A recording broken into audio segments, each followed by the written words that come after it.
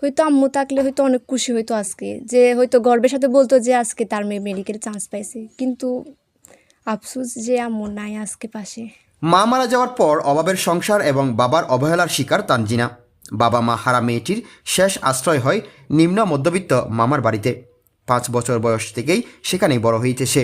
তোমার আব্বু যদি থাকতো আজকে কি হতো, তোমার কেমন লাগতো?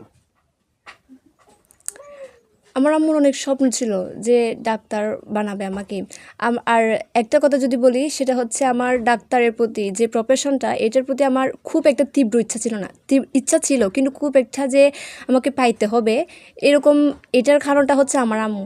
কারণ আমার আম্মু নাকি ছোটো থাকতে যখন আমাকে ছোটো থাকতে আমাকে যখন পড়াইতো, তখন আম্মু বলতো যে তানজিনা, তুমি বড় হয়ে ডাক্তার হবে, তুমি আম্মুর সেবা করবে।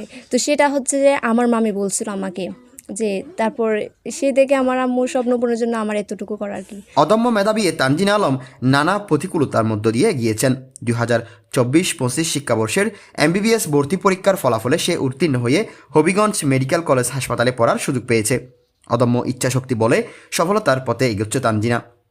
ছোটকাল থেকে যে মেয়েটি অনাথ হয়ে গিয়েছিল, বাবা মা হারিয়েছিল, সেই মেয়েটি অদম্য ইচ্ছাশক্তি এবং সকল বাধাকে পেরিয়ে ফটিকছড়ি সরকারি কলেজ, ফটিকছড়ির একটি অত্যন্ত অঞ্চল থেকে আজকে মেডিকেলে জাতীয় পর্যায়ে সুযোগ পেয়েছে। 5 বছরের পর থেকে এই এতটুকু এসে আজকে জাতীয় পর্যায়ে চান্স পেয়েছে। এই বিষয়টি আমাদের সকলের জন্য উদাহরণ, এবং মা বাবা ছাড়া যেটি করে গিয়েছে সেটি আমাদের সারা দেশের জন্য একটি উদাহরণ হয়ে থাকবে। ফলে আমি যখন ফটিকছড়ি কলেজে ভর্তি হই, অনেকে বলছিল যে আসলে ফটিকছড়ি কলেজ থেকে কিছু হওয়া যাবে না। আবার আমার অনেক ফ্রেন্ডরাও আছে যে আমাকে সাহস দিয়েছিল যে না, ফটিকছড়ি কলেজ থেকে হতে পারবে, কলেজ ম্যাটার না, এটা হচ্ছে নিজের উপর নির্ভর করে। তো আর আমার এটা জেদ ছিল যে আমার কলেজ থেকে কেউ মেডিকেলে চান্স পাক বা না পাক, আমাকে পাইতে হবে, এরকম একটা আমার জেদ ছিল। তানজিনা আলমের মায়ের নাম আলমনারা বেগম। 5 বছর বয়স থাকতে একমাত্র মেয়েকে রেখে মারা যান তিনি। তার বাবা আবুল কাশেম মা মারা যাওয়ার পর মেয়ের কুচ রাখেননি। ফলে বাবা মা হারা মেয়েটি বড় হয়েছে ফটিকছড়ি উপজেলার ফটিকছড়ি পৌরসভার 3 নং ওয়ার্ডের দক্ষিণ রাঙামাটিয়া গ্রামের মামার বাড়িতে। আমি তানজিনা আলমের মামা। আমার ইমিডিয়েট বড় বোন যখন তানজিনার বয়স প্রায় 5 বছর তখন মারা যায়। এরপরে তানজিনাকে আমাদের বাড়িতে রেখে দিয়েছি। আমরা আমাদের সাধ্যমতো চেষ্টা করেছি তাকে ভালো করে শিক্ষা অর্জন করার জন্য। তো আল্লাহর রহমতে আমরা তাকে নিয়ে এতটুকু আসতে পেরেছি, এবং যতটুকু আসতে পেরেছি এর জন্য আমরা গর্ববোধ করতেছি। এসএসসি পরীক্ষা দেওয়ার পর তাকে কিন্তু আমি চট্টগ্রাম কলেজে দেওয়ার জন্য চিন্তা ভাবনা করছিলাম, কিন্তু আমাদের যে একটা তার পিছনে একটা খরচের ব্যাপার স্যাপার ছিল, তার জন্য আমরা চিন্তা করছিলাম ঠিক আছে আমরা এখন চট্টগ্রামের দিকে যাচ্ছি না, ফটিকছড়িতে যদি ভালো একটা কিছু করতে পারো তাহলে আমরা ভবিষ্যতে তোমাকে নিয়ে চিন্তা ভাবনা করব। আমি দেখছি যে ও পড়ার প্রতি খুবই আগ্রহী ছিল, কিন্তু তার কাছে সকাল সন্ধ্যা রাত কোনো ছিল না। যে সময় পাইতো ওই সময় বই নিয়ে বসে থাকতো, রাত জেগে জেগে লেখাপড়া করতো। আর রাত্রে অনেক সময় আমরা ঘুমাতে যাই, তখন তাকে দেখি পড়ার টেবিলে। তাকে যখন প্রশ্ন করি তুমি কি করতেছ, বলতেছে মামা আমি আচ্ছা ঘুমাইতে যাচ্ছি। হ্যাঁ, এইটা বললে আবার কি সে আমরা ঘুমিয়ে পড়ছি, কিন্তু সে আবারও পড়ার টেবিলে ছিল। অনেক কষ্ট করছে লেখাপড়া নিয়ে। প্রথমে সে মাদ্রাসায়, এরপর মাধ্যমিক ফটিকছড়ি বালিকা পাইলট উচ্চ বিদ্যালয়ে এবং সর্বশেষ ফটিকছড়ি সরকারি কলেজ থেকে বিজ্ঞান বিভাগ থেকে এইচএসসি পাশ করে তানজিনা। পরে 2024-25 শিক্ষাবর্ষের MBBS ভর্তি পরীক্ষায় উত্তীর্ণ হয়ে সরকারি মেডিকেল কলেজে পড়ার সুযোগ হয়েছে তার। আমাদের তানজিলা আলম মেডিকেলে চান্স পেয়েছে, আমরা শুনেছি, আমরা অবগত হয়েছি, এবং আমরা এটাও জেনেছি তার পরিবার বা তার মা, আমি এতটুকু জানি যে তার 5 বছর বয়সে মা মারা গেছে, বাবাও নেই। তো এই মধ্যবিত্ত বা নিম্নবিত্ত একটা পরিবারের মেয়ে কী পরিমাণ স্ট্রাগল করে মেডিকেলে টিকে, সেটা সবার জানা থাকার কথা, আমরাও জানি। তো মেয়েটার যে স্ট্রাগল, এটাকে আমরা অবশ্যই সাধুবাদ জানাই এবং তাকে ধন্যবাদ জানাই।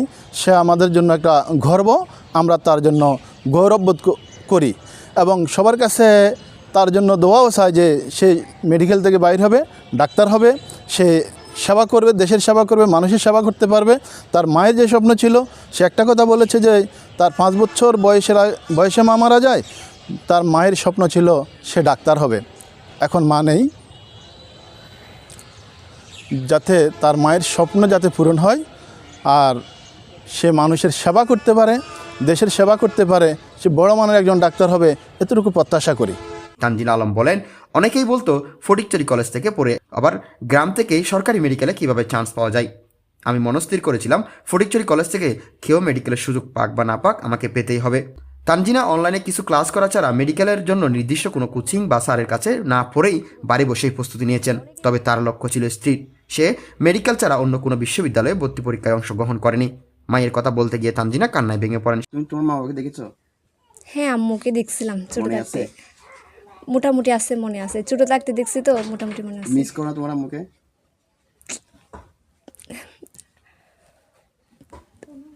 আসলে এটা তো আর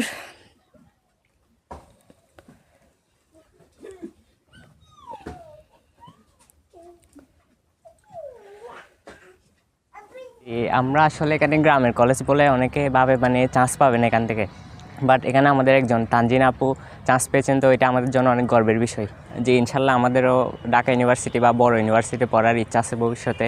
তো আমরাও চেষ্টা করবো, ওদের পুরা আসলে আমাদের জন্য ইন্সপায়ারের বিষয়, আমরা ইন্সপায়ার হচ্ছি ওদেরকে দেখে। তো ইনশাল্লাহ আমরাও চেষ্টা করবো ভবিষ্যতে ভালো কিছু হওয়ার, বড় কিছু হওয়ার। মেডিকেলের জন্য যদি প্রিপারেশনের কথাটা বলতে যাই, তাহলে আমি বলবো প্রথমত আমার ইচ্ছা ছিল যে একজন ডাক্তার হওয়ার। তারপর হচ্ছে আমি যখন এইচএসসি পাশ করি, এরপর হচ্ছে যে আমি মেডিকেল সম্পর্কে মানে কীভাবে কোচিং করতে হবে, কিভাবে কি করতে হবে, সব কিছু বিষয় সম্পর্কে একটা আইডিয়া নিই আমার একটা বড় আপু থেকে। আমি বলছি না, মানে আমার আম্মুর স্বপ্ন পূরণ করতে হবে আমাকে। তুমি তো আজকে তোমার আম্মুর স্বপ্ন পূরণই করেছো, তোমার আম্মু তোমার পাশে নেই। হয়তো আম্মু থাকলে হয়তো অনেক খুশি হইতো আজকে, যে হয়তো গর্বের সাথে বলতো যে আজকে তার মেয়ে মেডিকেল চান্স পাইছে, কিন্তু আফসোস যে আম্মু নাই আজকে পাশে।